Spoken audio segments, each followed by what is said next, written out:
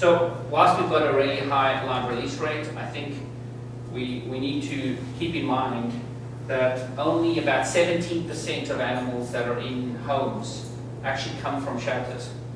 So I think we've still got a lot to do to overcome some of the stereotypes around shelter animals. But I think if one of the really positive things is that percentage number is going up every year. So we need to continue to redouble our efforts in that regard.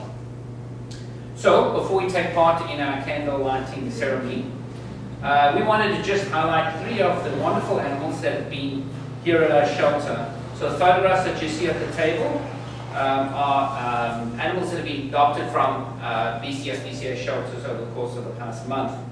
And to talk about 3 animals that are currently in our shelter, I'm going to ask Charlotte, our manager here in Vancouver, to talk about those 3 animals. Charlotte. Thank you.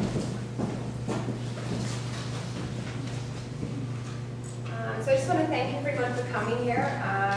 And I also, we chose these 3 particular, or I should say 5 particular animals, because I think they represent why animals come into shelters and why they find themselves in shelters. So talking specifically about Romeo and Yoda, these 2 actually came into the Williams Lake shelter.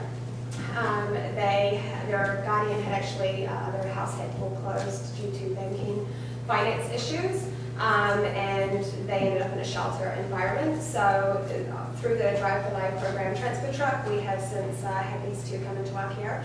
They have been in care with us today is 50 days in shelter, and we wanted to highlight again these animals that have been in our care for an extended period of time. Romeo and Yoda, Romeo's 9, Yoda's 4. We're looking for a home together. We're optimistic that we can find a home for them together. And then we have Sassy. And Sassy is your typical cat coming in, your stray cat coming in. And she's been in our care in our system for 75 days. And Sassy originally came from Maple Ridge, and she is looking for a home with no other cats. As Iris mentioned to me. We have also Snapple and Crackle. This is a really sad story. Snapple, Crackle, and Pop. Pop is in Burnaby. Snapple and Crackle, mother and son. They were found in a box in someone's backyard with a message on the box. Dumped in someone's backyard, and they found their way into the Burnaby shelter. We've since taken on Snapple and Crackle, and like I said, Pop is at Burnaby. Crackle needs a home with another rabbit. He needs lots of enrichment, and the mother is just a sweet rabbit. So these are the 3 animals that we decided to feature here, and they're all very deserving of adopted homes, and we're very certain that we will find them great homes.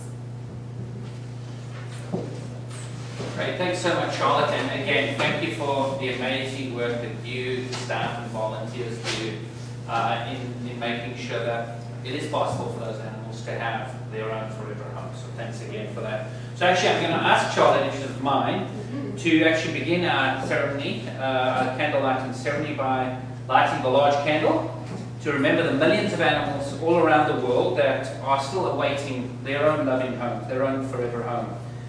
Once she's done that, I'm then going to ask you if you'd like to come forward and light your own candle to celebrate that special animal, or animals, I'm sure, who have touched your own life.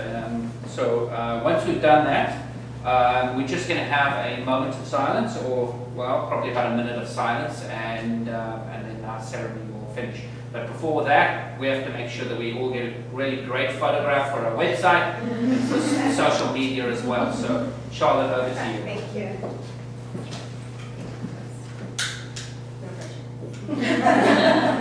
Thank you.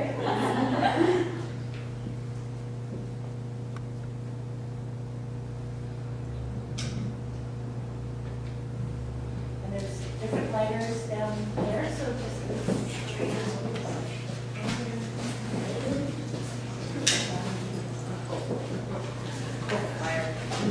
Fantastic. So if I could ask everyone now if we could have a minute of silence to remember the millions of animals still waiting for their own forever home.